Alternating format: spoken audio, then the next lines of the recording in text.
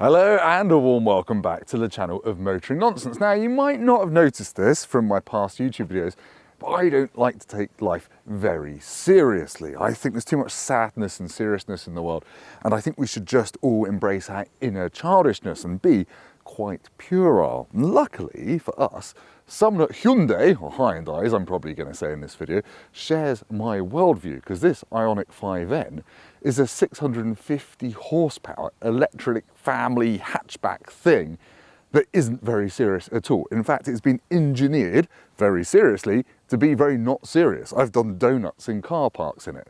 It goes out of corners a bit sideways. It's got silly fake rev counter modes which actually make driving it, well, loads of fun. It is one of the most fun cars I've ever driven, and it's easily the most fun I've ever had in an electric car. In this video, we're going to find out if it's worth its £65,000 entry price. Let's go. Actually, saying entry price is probably a bit poor form on my part, because there aren't really any options for this car other than the sunroof and a few paint options, which are a couple of £100. 65 grand gets you, well, this, in terms of numbers, as I said, 650 horsepower, which you only get in the slightly cringily titled N-Grin Boost mode, which you press the button on the steering wheel, you get 10 seconds of 650 horsepower. Otherwise, it's actually 600 horsepower. And I think that's 226 horsepower from the front motor, 386 or 383 from the rear axle.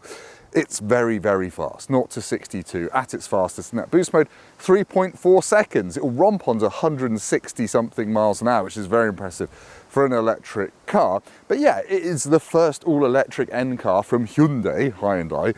And to be honest, they've not really had many misses with their N cars. The i30N was brilliant, the i20N was brilliant, and actually I quite like the Kona N, even though that's slightly unpopular liking a fast SUV. But Hyundai has just axed all of its petrol fast N models, so this is it for the time being. And if this is an example of what an electric N car can actually do and how it can make you feel, sign me up. Yeah, we should probably talk about the looks, shouldn't we? Because we've got to talk about the looks, because it's ridiculous. Now, when the Ioniq 5 came out all the way back in 2021 now, I thought it was a great piece of design. It kind of looked retro, modern, cyberpunky. I thought it was an SUV, but really it's just a big inflated hatchback. And actually it makes more sense, I think, as this N model, which sits 20mm lower. It's 8 centimeters longer because of the chin spoilers and bits at the back. It is wider as well. It's quite a wide car, this, but it just looks amazing, I think. It's got this kind of mesh grille here, which is apparently functional for cooling stuff. Yeah, I love this performance matte blue paint. You can get it in gloss as well. There's an orange one, which looks fantastic as well. And all of this black plastic on the front. It's very slabby, but I think it does work. Now, it's on massive 21-inch wheels. It's got 275 section P0 tyres on it as well. So, as is traditional for Hyundai's N division, they've taken the engineering very seriously. But there's an elephant in the room, isn't there? The weight. Yeah, this weighs 2.2 tons. Now, that's a lot because electric cars are heavy because of batteries and motors and things like that. But I was looking back through the notes on my phone of previous cars that I filmed, because I'm a nerd, I keep notes on everything. And the Porsche Cayenne Turbo GT weighs the same as this. And that, up to this point, is the most fun I've ever had in an SUV on the road, as a V8 powered fire-breathing thing that went sideways in a straight line. But yeah, this is the same weight as that. So yeah, it's heavy, but in context it's about on par with other heavy cars. Now, the engineering that you can't see under this makes it very different from a regular Ioniq 5. It has got beefed up front and rear subframes. I think they're actually new. It's got something like 41 more weld points on the chassis. It's got bigger brakes. It's got 3-stage adaptive dampers, so you can change the ride stiffness. It's got stiffer everything. The motor mounts, the battery mounts, they're all beefed up. There's a load of work that's gone on under the skin of this to make sure it doesn't tear itself apart when you go around corners really fast, which is nice when you're spending £65,000, I guess. Now, talking of the battery on the Ioniq 5N, that is one of its weaknesses. It has got a big battery, it's 84 kilowatt hours. That's used in the new facelifted normal Ioniq 5 to give a range of 350 miles. This can't do 350 miles. They claim about 278 miles. I've been getting more like 220 miles out of this, maybe 230 if you drive it fairly gently. I've been averaging about 2.8 to 3 miles per kilowatt hour. But hey, it can fast charge at 240 kilowatts. Some bits of Hyundai's website say 350 kilowatts, but yeah, The other bits say 240. But yeah, you can also do vehicle to load stuff. I've actually been charging my remote control car off this while on video shoots because I'm a child. But I think at the back it doesn't look quite as together as the front. It's a bit slabby, it's a bit all over the place. It's got this massive diffuser on it, and it's got these kind of checkered flag reflectors here. It's okay. Now the boot is a bit smaller as well. It's 480 litres, so you lose 50 litres over a regular Ioniq 5, but there's still big enough space for loads of stuff, my umbrellas. You've got space under there for your cables and for the vehicle to load adapter. There's a little thing here that you can twist and pull off to open this charging flap if it ices up or gets stuck. There's a cable release there for it. I've got room for my child's favourite peacock feather, the things you do as a parent. But yeah, it is still a practical car, but let's look at the interior because the tech in there that makes it fun to drive is worth looking at. So you're going to look at it, unless you've clicked away already because my trousers are a bit too short. Now, one very important update at the rear of the Ioniq 5N, and this is an update that's come to other Ioniq 5 models as well over the past couple of years. It's finally got a rear windscreen wiper. You need it because in the rain, this just gets caked in shite really quickly because of the shape of the car. And they've only just thought, do you know what? We should stick a rear window wiper on it. I imagine there's a big punch up between the car designers at Hyundai and the people that actually use their cars in the wet. Inside, there's not as much N stuff as you might think. There's a few kind of bits of blue stitching, and you've got these sport seats, which are very comfortable, but aren't quite huggy enough given the G-forces you can generate in this car. But otherwise, it looks like an Ioniq 5. You've got wireless charger down there, you've got a couple of USB-Cs, you've got lots of climate control stuff in the middle there, you've got wireless Apple CarPlay and Android Auto, you've got two big screens, digital driver's display, and a steering wheel with a billion-T buttons on it, which I'm going to go into in a second because there's lots of interesting stuff in there. Otherwise, loads of storage down there, lots of napkins from this being used by a film crew yesterday, and a little cubby hole there. But yeah, on the steering wheel, let's talk about the steering wheel. So, see those buttons at the top? You've got your driving mode one there, so you've got Eco, Normal and Sport, but I only just really use Normal because these buttons down here, these N buttons, are customizable, and they're the ones you really use when you're doing sporty driving. I'll get onto that again in a second. That's your N grin boost button there. Is it going to focus? That's your N grin boost button there, that red one. You can customize that star button to do things like turn the speed limit warning off. The gear knob's lurking behind there, can almost talk. And that is your steering wheel. But the modes are important, so I'm going to jump in the front and show you them now. Yeah, the really important stuff is this N menu, which takes a second to load with this little animation, and then you've got access to a load of different settings on the Ioniq 5N. So for lots of these, you've got to have the stability control switch to sport or off, and it says only use on the racetrack. I would heed that advice, to be honest.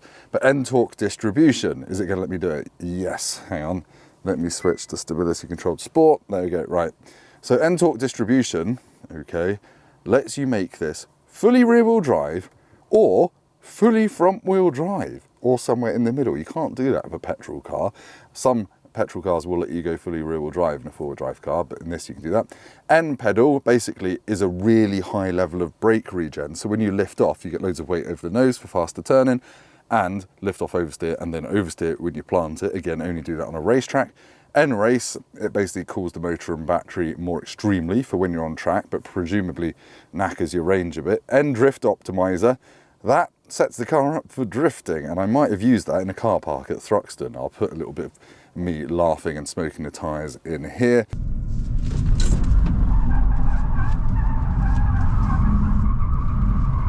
This is quite easy.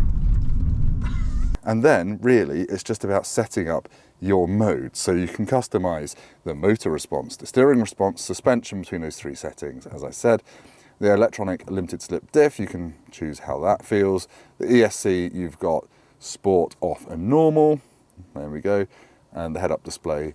And then your exhaust sound. So this comes into play when you're driving normally or when you're using the NE shift mode, which we'll talk about in a second. So you can have a simulation of basically an i30N's engine, an Evolution thing, which just sounds futuristic, and supersonic, which makes it sound like a jet fighter. And apparently they put that in because when they were designing this car, Top Gun Maverick came out, and they thought, that's quite cool, let's make a version that sounds like a jet fighter.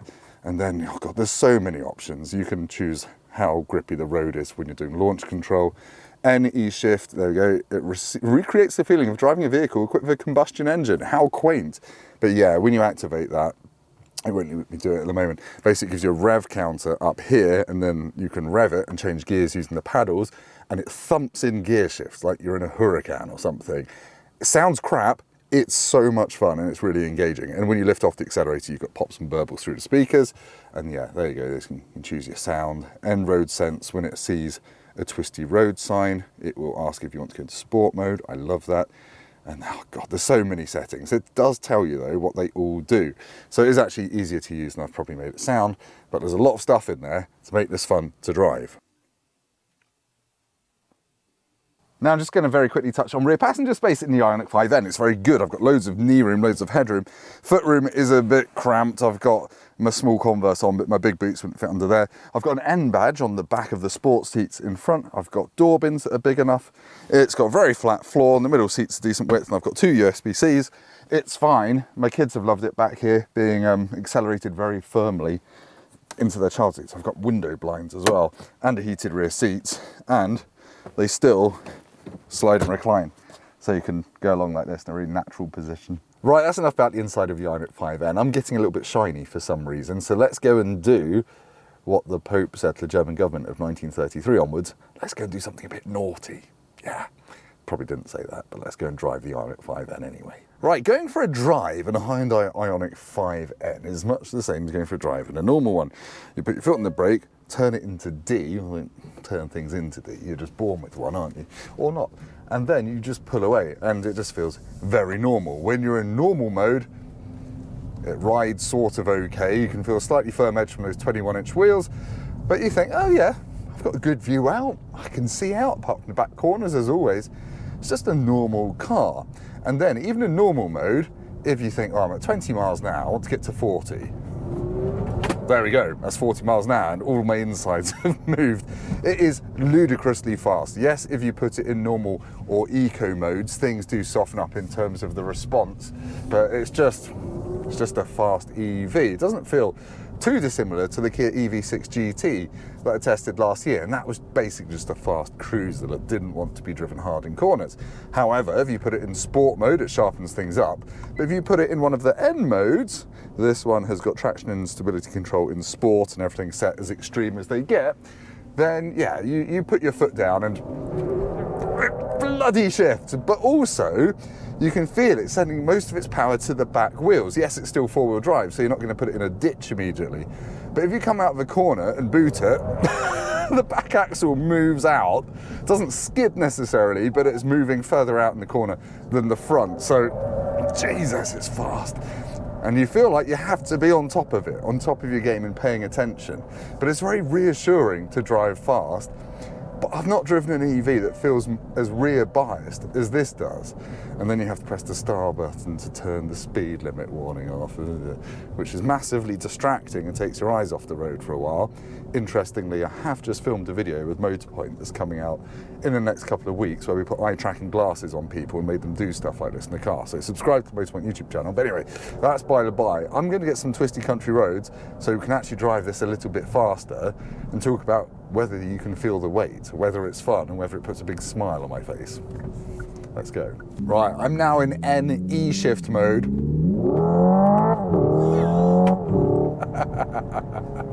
So I can shift gears. It only plays the sound inside the car, so you're not going to embarrass yourself like in a Kodiaq VRS, but I love the way it thumps you through the drivetrain when you change gears.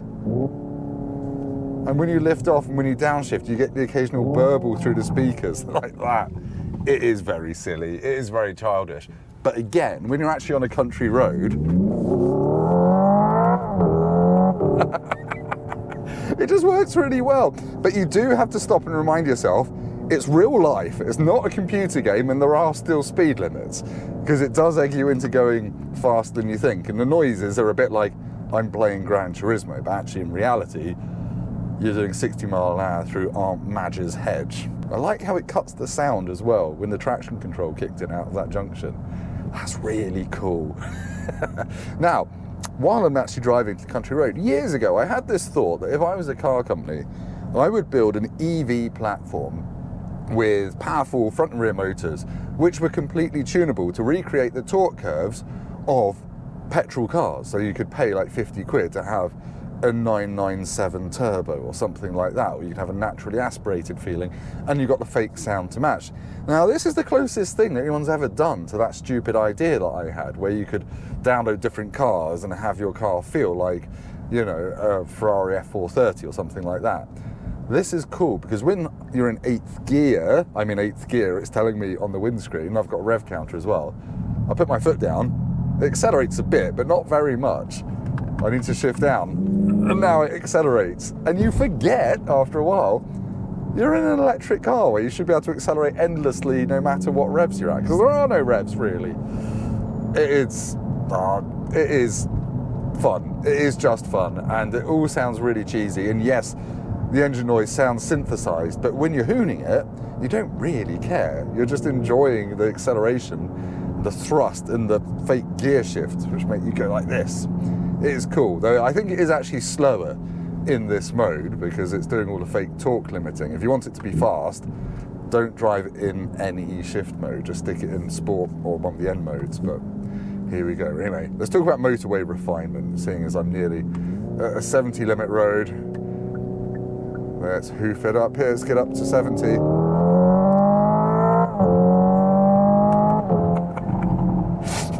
I'm sorry, that is so silly, but it's so addictive. But anyway, let's turn that sound off for a second. It's just gone.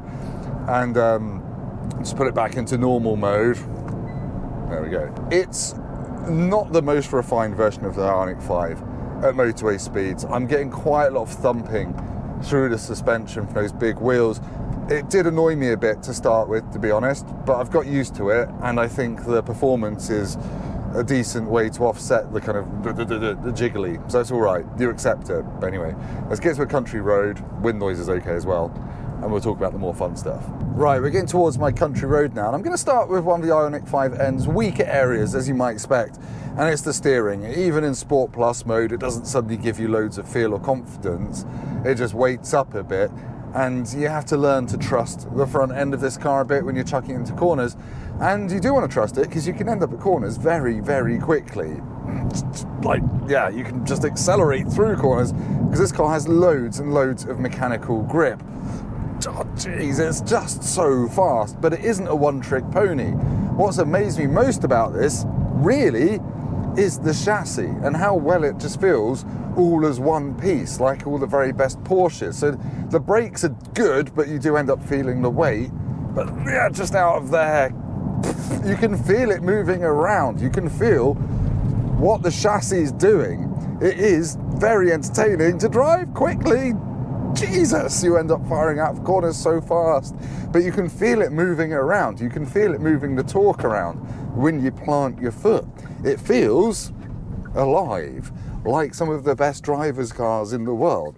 It's not giving you the tactility that you get in a Cayman GT4 RS, but for a 2.2 ton EV, it is bloody impressive, and you can adjust the brakes to be sharp if you want. Right? I normally go up there, but I'm actually going to go and do that again because that is too much fun. Right, I'm going to go to my performance options and just check that I've got everything set the way I want it. Yes, that's fine.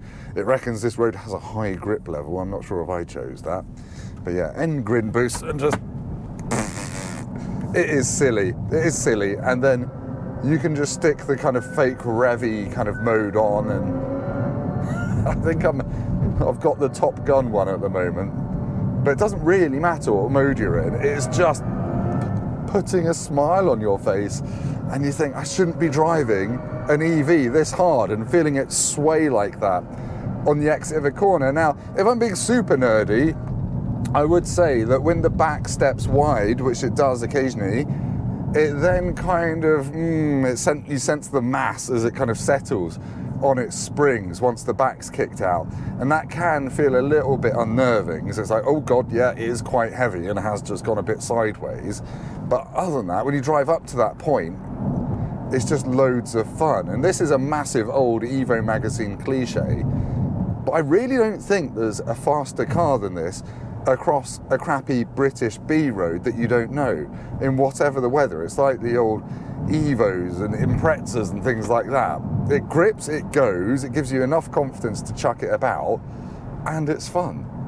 It is honestly, I can't even talk, it's blowing my mind at how good this is as a driver's car.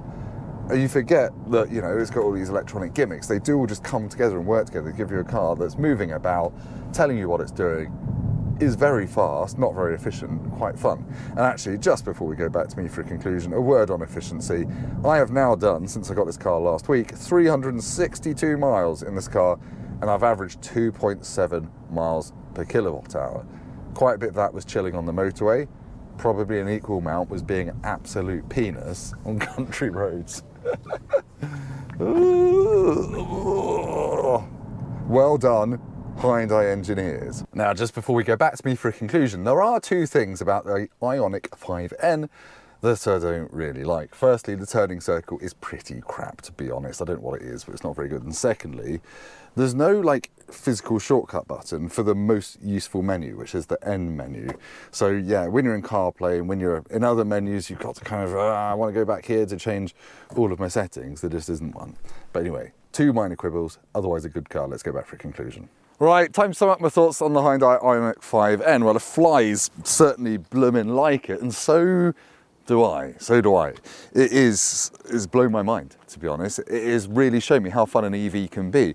When the right engineers get their hands on a car which already had good potential and just get set free to do what they want. So all the electronic modes and things, they really give you a car that can cruise reasonably comfortably, or do skids in a car park, do donuts, or just be driven like a petrol car in a weird simulation that just feels so, not convincing, but just so engaging that you actually end up using it. So you end up blatting through the gears, lifting off, pitching it into corners on the nose and driving it like you would some of the very best hot hatches.